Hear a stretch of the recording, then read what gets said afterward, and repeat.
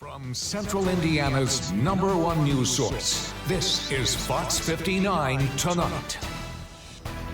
Good evening. Thanks for watching Fox 59 Tonight. Thank you for joining us and downloading the new Fox 59 Smart TV app on your Apple, Roku, or Fire TV. And if you're watching us on YouTube, make sure you hit the subscribe button so you never miss any of the conversations that we have every night at 8 o'clock right here on Fox 59 Tonight. Over the past week or so, we've been telling you about the scandal in the mayor's office with not so much what folks are saying the mayor did, but maybe what he didn't do. But it was all part of a 55-page report that was produced to the city council that said when it comes to this guy that you're seeing there, Thomas Cook, so far the mayor's office has been found that they followed protocol and the policies as written at the time when it comes to reporting sexual harassment and misconduct in the office. That said, just because that report at this time has cleared the Hogsett administration, that has not stopped people from calling for the mayor to resign and calling for more action, calling for more things to be revealed, calling for more paperwork to be made public. You saw when we talked with Russ McQuaid last week when he talked with the mayor following this. You've heard from Democrats who want him to resign. You've heard from a Republican who has said that's not something that they're going to call for at this time. At the same time that all these things have been happening, there has been, of course, a lot of action and fallout, including Lauren Roberts at a council meeting. And that moment, of course, has now gone viral as she was escorted out.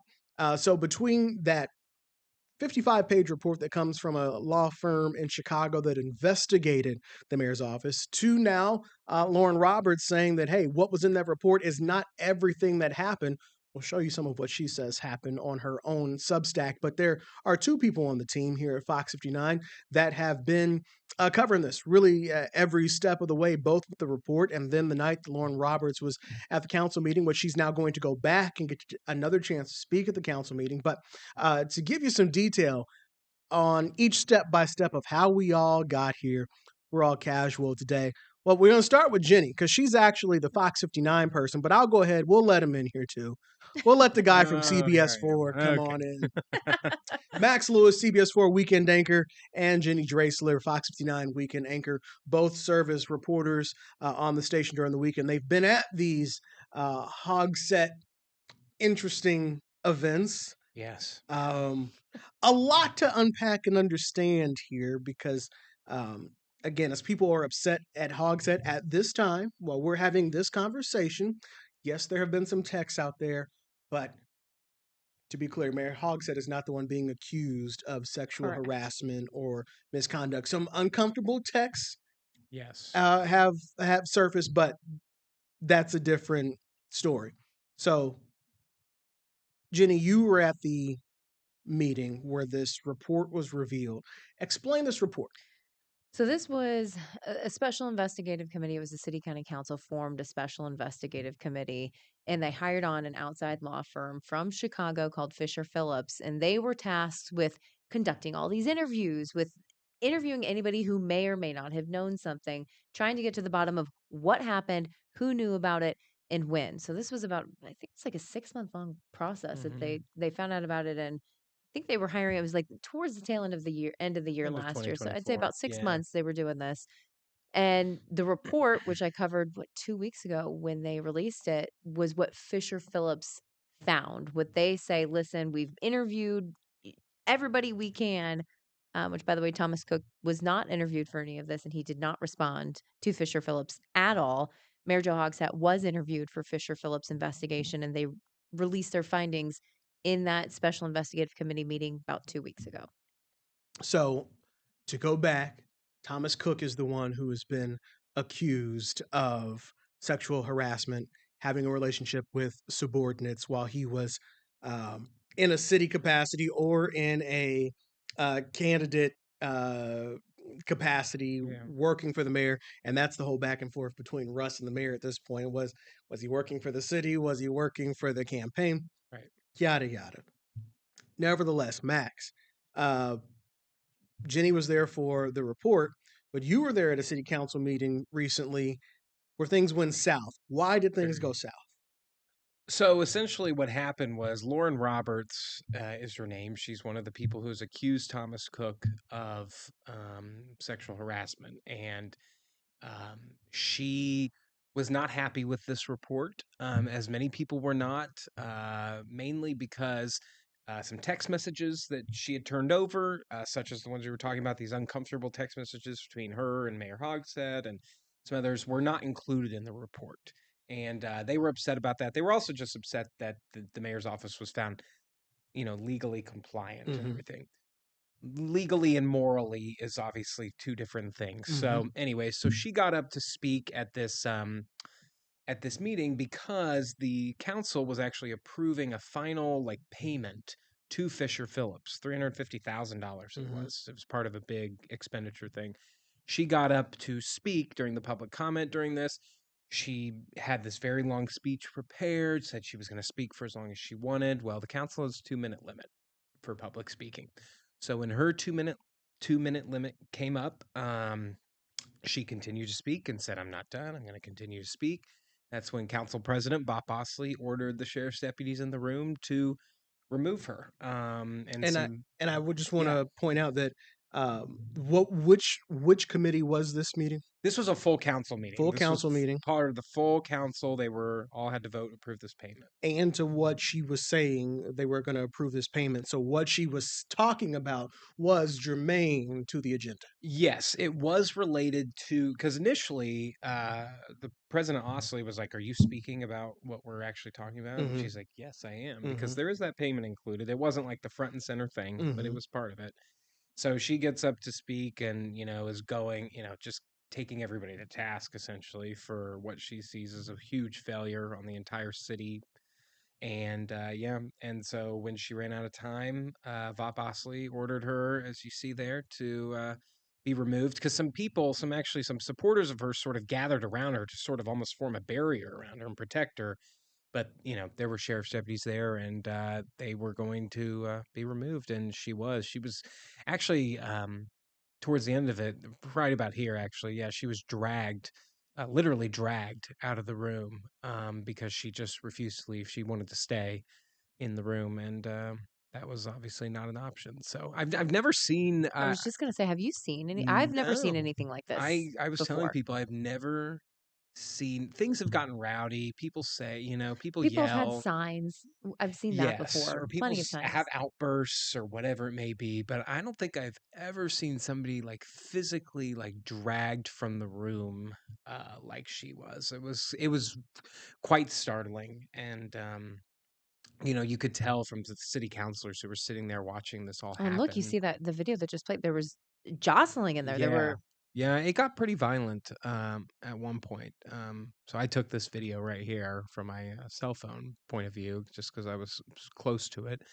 But yeah, I don't think I've ever seen anybody taken out like that, and you could tell the city councilors were pretty disturbed by it. At least some of them. Some of them were for sure. So Well, uh, Council President Vop Osley, who ordered her to yeah, be removed, did issue a statement yes, he taking did. responsibility for what happened that night as everything erupted into chaos. Um, Which I might point out is extremely contradictory to what he said the night this happened, because we talked to him afterwards. mhm.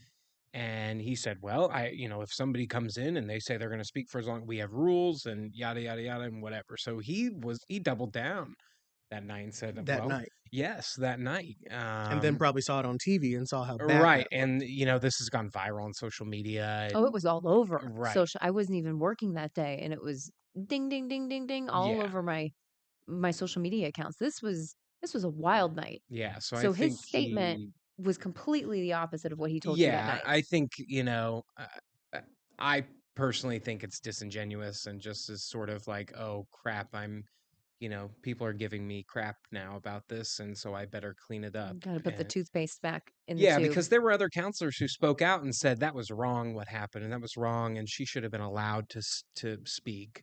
Um, and so he got called out by his own, Democrats. It wasn't Mhm. even Republicans; it was Democrats who were saying he did the wrong thing. So whether or not he actually believes he was wrong, I don't know. But he did put out that statement and said, I regret, you know, what happened. And I So, do believe she's been invited. I think it may be virtual, but she now has been invited to come on back. Tuesday. So this, yes, on Tuesday, she's going. There is another committee because actually that payment to the law firm got held up, and they actually sent it back to committee because there are a lot of counselors who are not happy They with were, Fisher even the night that they Phillips. first released this entire, Right. the initial meeting that I was at 2 weeks Yeah. ago, the investigative committee was not happy. The fact, first of all, this is an outside law firm that you're paying hundreds of thousands of dollars to do Taxpayer the money. taxpayer money, and they didn't even show up in person. I mean, that was something that was very apparent from the second I walked into the room. I had assumed, okay, once we get the final finding of this, I've covered these meetings the entire time. I thought Fisher Phillips would be there in person, but they popped up virtually. There were so many issues with trying to hear them. There were audio technical issues, and that was what the special investigative committee, you could tell they were frustrated, told us, hang on, guys, we got to get the tech worked out. And they even said, Fisher Phillips, we wish, we're paying you this money. We wish you would have been here in person. And what was so difficult about it that night, nobody had seen this report yet. Even the special investigative committee, they hadn't even seen this report. So they didn't know what the findings were going to be Right. until we all saw it. So it was just, I don't think that they knew the full scope of what they thought was going to be covered was what was actually covered. And I think that's where we're at now, is there's still so much that they want to say, like, where were you guys investigating this? Right. Why They didn't you didn't have an cover this? opportunity to ask questions. No, and there was no opportunity to ask questions. I was there. I saw it. It was technical difficulties left and right. And then that night too, when this was first brought out, Lauren Roberts was on the phone and on speaker. It was speakerphone or FaceTime. I'm not sure. I was from behind, but you could hear her saying, you know, survivors have Yeah. rights. We make this report public. I hadn't even seen the report yet.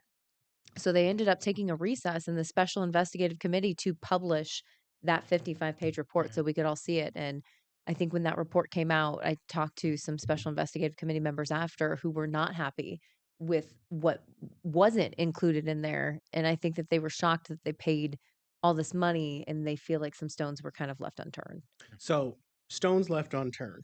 She talks about these texts. Lauren Yes. Roberts Mm-hmm. talks about these text messages that she says were left out. Now, remember, this investigation is not into Joe Hogsett, but how his administration handled her reporting that she had been sexually harassed by Thomas Cook, who was the mayor's right-hand man and chief of staff.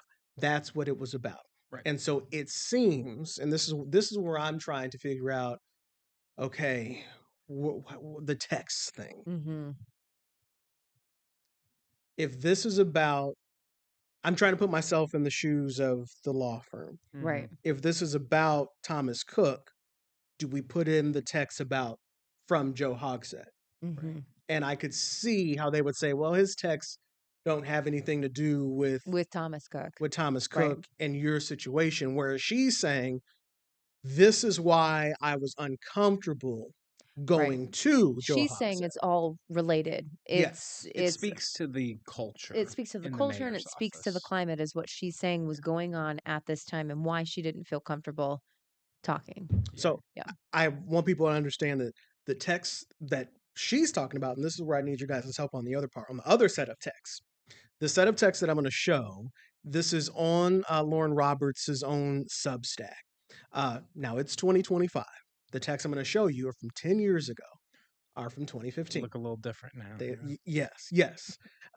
So at the time, the reason that it's important to tell you when this happened is that Barack Obama was president at the time, and Joe Hogsett was not the mayor at the time of these texts. He was running for mayor, which, as we get into the story, especially when you get into the Russ stuff, there's a difference in, well, did this happen in the campaign or did this happen in city office? Right. Which the other set of texts from Carolyn Ellert, which you reported on, is a different chapter. So let's show you some of these texts, and I'll read them if you can't see this. This is from February of 2015, where Roberts is texting Joe at 4:00 in the afternoon. That's also important because we keep hearing about late night texts. Yes. A different situation. Right. But what Lauren Roberts is saying, this is what made her uncomfortable. She says, "Hi, Joe. The 100 Black Men meeting starts at 8 a.m. Wednesday, United Way, yada, yada, yada." They're talking about what Joe's going to be doing tomorrow morning at 8 o'clock. Joe says, "Have Cam, who's apparently his driver, pick me up at 8:10.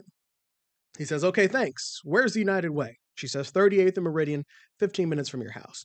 He says, "Then, well, let's make Cam's pick up at 8:15. If we get there by 8:30, we should be fine. Good call on Cam, by the way. Happy Valentine's Day. You too." That was at 4:54 in the afternoon. There's This is where it gets a little I was going to say, Yes. isn't this the part where it gets this a is little where it dicey? changes. And it's not even a Happy Valentine's Day because you can wish everybody a Happy Right. Valentine's Right. Day, right? Oh, of course. So Joe says, "Tell blank that he has to get my approval since I'm older than your dad." She says, "Considering that he managed to get my approval and I'm actively fighting the patriarchy, I'm going to have to say thanks, but no thanks on that one." Then Joe responds, "Does he appreciate how feisty you are?" Speaking patriarchally here. He's saying, speaking like a dad here. Does he appreciate how feisty you are? She says, "I would imagine so." He says, "Easy now." This, again, 2015, before Joe is mayor. Right. It should be pointed out, somebody pointed out to me in the interviews that he's had one-on-one with folks. He said, "Well, it's not uncommon to have after-hours conversations." And apparently at this point, Lauren Roberts wasn't his employee. She worked for the party. So Yeah. I guess the point is that you're texting somebody who doesn't work for you. Right. So maybe you can't use that same argument. Which I think, though, is a little semantics, Is right? that semantics? Well, I don't know, because I don't know either. they work for the party, but Mhm. in the Marion County Democratic Party, the mayor, or the mayor in this case, the Democratic mayor, is the boss. Mhm. Is there another boss? Mhm. Yes. Mhm. But I think you're the top candidate in the city, the top Democratic candidate in the city. I guess, maybe aside from Andre Carson. Mhm. But I don't know. But that's neither here nor there. So. Well, I only bring it up because as I was taught when I had Greg Merriweather and Samantha Douglas in here, that was one of their points. So everybody, sees this differently. How much do you want to go in on Joe Hogsett and what it looks like he did and what you could decide versus this is what actually happened. Right. And I think that's what they were saying, Fisher Phillips, and that's what you get into these legally compliant. And this was not even in the report, but this hits home on the same thing that everybody's been talking about. Legally compliant, but is it a difference between legally okay, this is okay, but Is it morally morally okay, or is okay? it- yeah. And that's what everybody after this report was filed and revealed, they came out to me afterwards and said that's what everybody is upset about, is because it's legally versus morally, and things that are legally okay aren't always morally okay. But the point, and to your point, I mean, it is true that they set out to look into Thomas Cook, and it wasn't the mayor. Right. So, you could make an argument that, well, it's not relevant. But obviously, some people would say, well, because in that report, I believe you would know better than I, but there was a recommendation. They recommended a lot of changes and They recommended things. 6 different things. Yeah, and they said that there was clearly a somewhat of a culture of I don't know what the exact They words said that they used, but needed basically just update all anti-harassment, anti-discrimination, retaliation, and non-fraternization policies, right. as well as any associated reporting systems. They said that all of this needs to be completely updated. What you guys are doing There now, were some update it. issues. Yes. And so I think Yes. maybe you could say, well, this speaks to, the fraternization policy or whatever. I don't know if that speaks to that, but so, I mean, you could make an argument either way. I think the point is that the victims, or at least Lauren Roberts in this case, just thinks the report is inadequate, and so do some city councilors also. And we have 2 Democrats and 1 Republican who have come out and asked for Hogsett to resign. And a lot of them, even more than the resignations, have said that they think that they need to do a review of these Fisher Phillips, and that Fisher Phillips shouldn't get any more money until they come and answer questions. And they said they have a lot of questions. Again, these text Yes. messages, there's just so much more that I think, just from me talking to the special investigative committee, that I think that they wanted answered, that they didn't get answered. And they're saying, Right. whoa, whoa, whoa, we're not going to pay you a dime more until we figure out why didn't we get these basic, what they're saying are these basic questions answered. Mhm. Right. So we're going to talk here in a second about these other texts, because this is something that you've been reporting on, Max, Yeah. when it comes to Carolyn Ellert Yeah. and texts that were sent in 2020 when the mayor was the mayor and not a candidate. So there's a little bit of difference there, but so we'll talk about that in a second. But also, yes, there have been calls for the mayor to resign, Right. and there's also been now an editorial which I didn't see who wrote in the Indianapolis Business I Journal. heard about this. I've not read it. Yes, someone in there is also now saying it's time for the mayor to resign. Yeah. Well, they said step down, and I don't see that happening. No, I mean, he was, He came out and said he wasn't right, going and to. he did that interview with Russ, and said, there's too much work to, be done or whatever.